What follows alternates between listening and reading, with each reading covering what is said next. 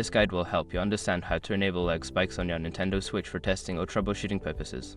Follow these steps carefully to achieve the desired effect. Step 1. Access System Settings.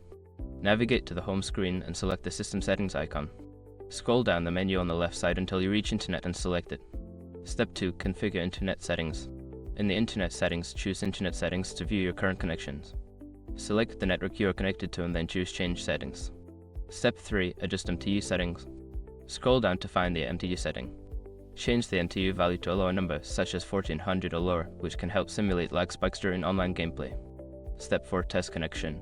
After adjusting the MTU settings, return to the Internet Settings menu and select Test Connection.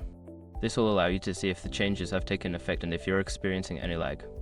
Step 5. Monitor gameplay. Launch a game that requires an internet connection and observe the performance. You should notice increased lag spikes as a result of the MTU adjustment.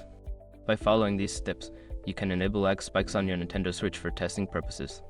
Always remember to revert your settings back to normal after your testing is complete to ensure optimal gameplay performance.